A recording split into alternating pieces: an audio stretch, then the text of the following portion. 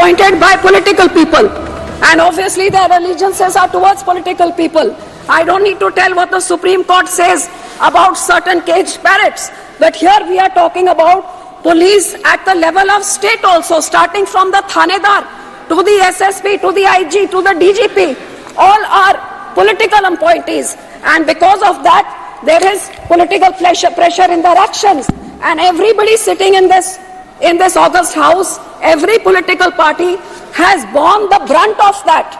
And nobody should understand it better than us and better than our Honorable Home Minister. Which is why I feel that these powers which are being given without any checks and balances to do as they want. The police has been given, there is a UAPA law, but today the police is being given exactly the same powers. And there are no checks and balances whatsoever, sir. So these arbitrary powers which are against liberty, democracy, dissent, opposition, and I think here is a living example that such an important bill is being discussed, which should be in a fair and transparent manner with everybody allowed to air their views. And here there is only the ruling party and a handful of us opposition people who are being allowed to say what we want. This is not the way for such an important bill to be passed, sir. Sir, these bills have many discrepancies. I don't know whether I should repeat what Owaisi Saab has already said. For example, the police custody up to 60 days, how the police are allowed to decide what they want to do and how they want to do it. I don't want to get into all of those, sir.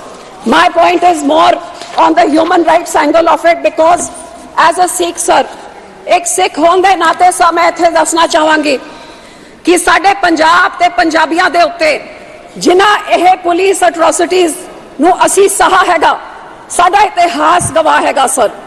ਇਹ ਉਹ ਕੌਮ ਹੈਗੀ sir ਜਿਹੜਾ ਮੈਨੂੰ ਅੱਜ ਦੱਸਣ ਦੀ ਲੋੜ ਨਹੀਂ, ਲੇਕਿਨ ਸ਼ਾਇਦ ਸਾਰਾ ਹਿੰਦੁਸਤਾਨ ਜਾਣਦਾ ਹੈ ਤੇ ਲੇਕਿਨ ਜਿਹੜੇ ਨਹੀਂ ਜਾਣਦੇ ਨੇ ਉਹਨਾਂ ਨੂੰ ਜ਼ਰੂਰ ਮੈਂ ਦੱਸਣਾ ਚਾਹਾਂਗੀ ਕਿ ਸਭ ਤੋਂ ਪਹਿਲੇ ਉਹ ਸਾਡੇ ਨੌਵੇਂ ਗੁਰੂ ਸੀਗੇ, ਗੁਰੂ ਤੇਗ ਬਹਾਦਰ ਸਾਹਿਬ, ਜਿਨ੍ਹਾਂ ਨੇ तिलक ने जंजोई ते रक्षा वास्ते अपना सीस कलम कर दिता, अपनी शहादत दी एक दूजे धर्म नूं जिंदा रखने वास्ते। ਇਹ ਸਾਡਾ ਧਰਮ ਸਿਖਾਉਂਦਾ ਹੈ। ਅੱਜ ਵੀ ਸਾਡੇ ਗੁਰਦੁਆਰਿਆਂ 'ਚ ਸਰਬੱਤ ਦੇ ਭਲੇ ਦੀ ਅਰਦਾਸ ਹੁੰਦੀ ਹੈ। ਸੋ ਉਹਦੇ ਬਾਅਦ ਜੇ ਦੇਸ਼ ਦੀ ਗੱਲ ਕਰੀਏ, whether it is pre-independence, post-independence and till date, the Sikh community has made the largest sacrifices for this nation and are the most patriotic community. And I would like to highlight a few of these things, sir.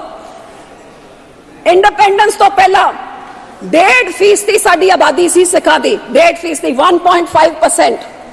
And sir, ਸਭ ਤੋਂ ਜ਼ਿਆਦਾ sufferings at the hands of majorities, this small community.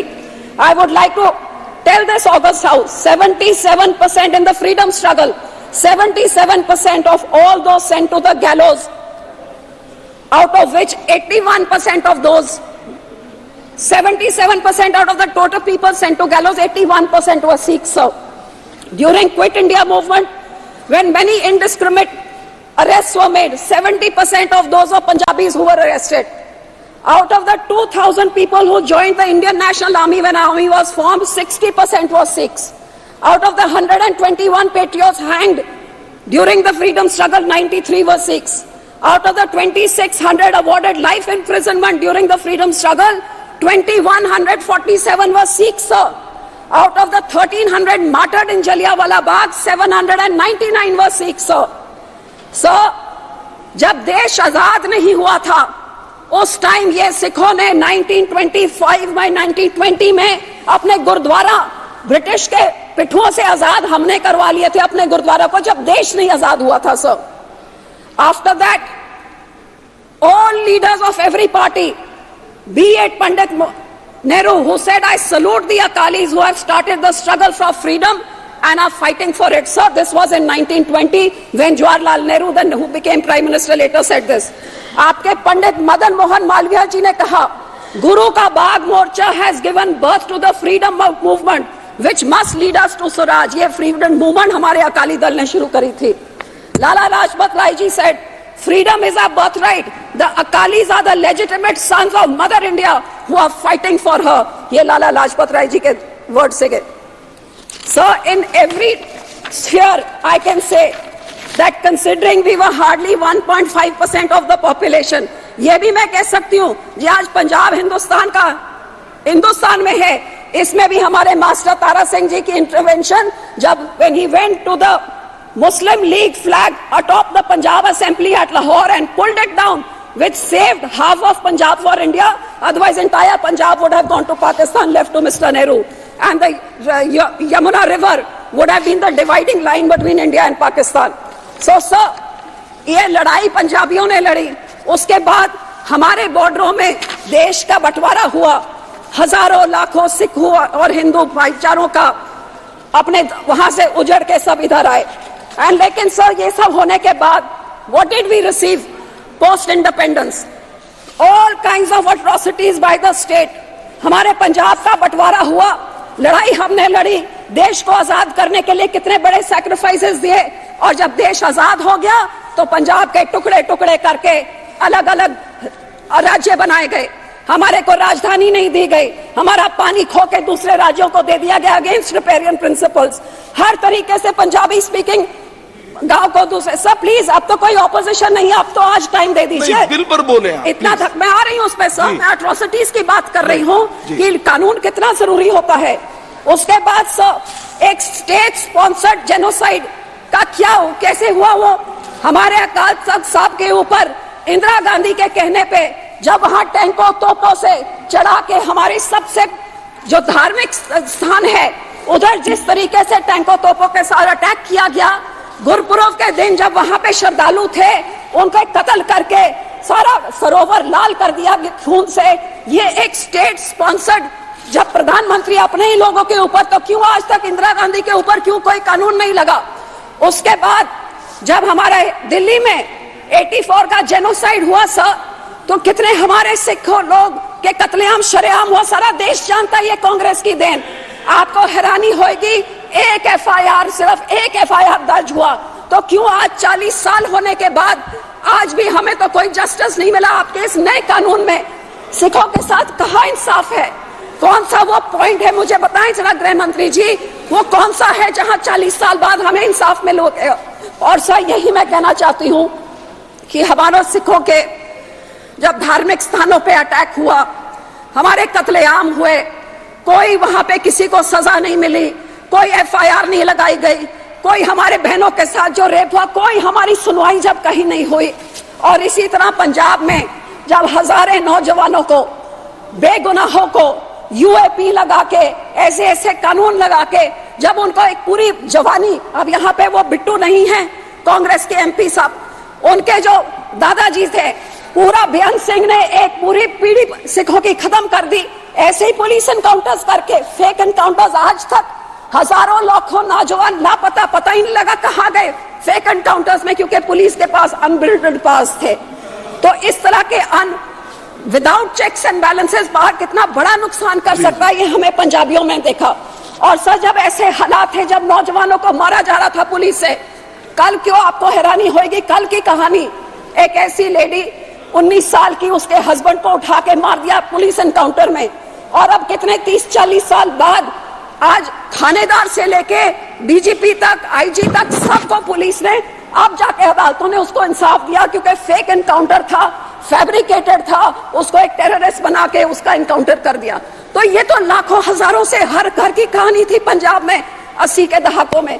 और sir जब ऐसा माहौल था, जब नौजवान मारे जा रहे थे, तो उन लोगों को रोकने के लिए जो हमारे सब सिर्फ कुछ सुझाव कुछ देना चाहती हैं? जी सर, मैं इसी पे आ रही हूँ सर, उसी पे मैं कहना चाहती हूँ। जब ऐसे का माहौल पूरे पंजाब में 10-12 साल चल रहा था, तो कुछ नौजवान, अब इधर ही इस हाउस में आपने देखा कुछ नौजवानों ने कुछ दिन पहले क्या किया, क्या कह रहे थे वो नौजवान कि हमने अपनी बेरोजगारी, मणिपुर या फार्मर्स के बारे, तो नौजवान अपने भावनाओं में बह के उस समय उन्होंने कुछ कदम उठाए।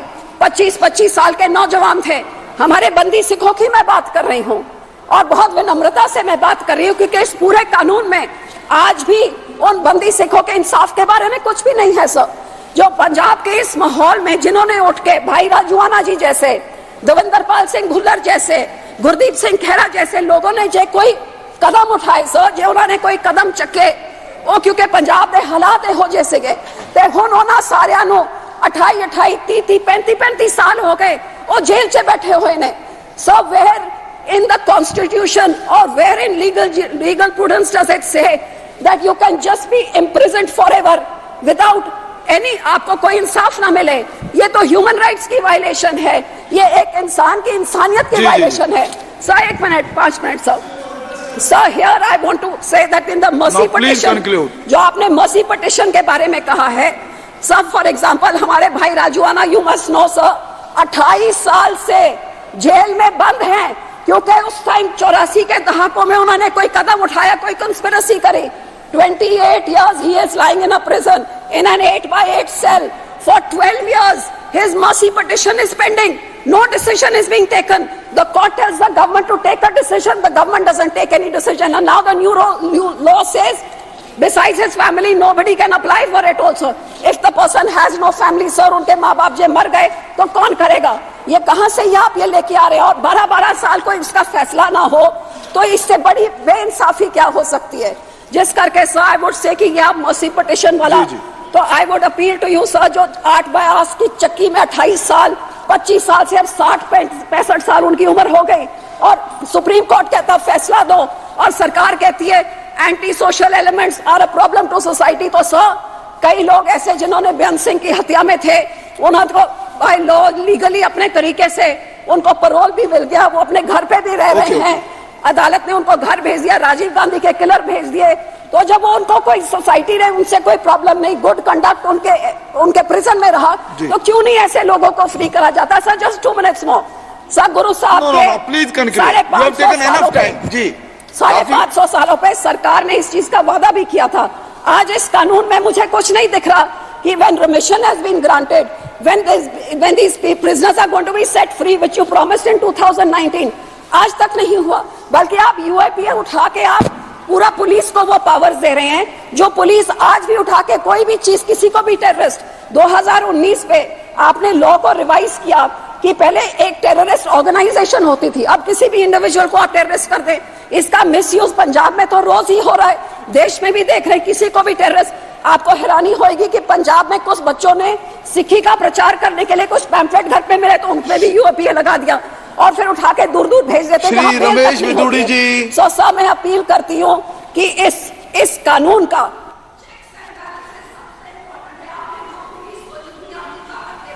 ये पुलिस का मिसयूज का हम इस चीज का गवाह है, और ये चेक्स एंड बैलेंसेस नहीं हुए, तो यही कुत्ता कल आपको।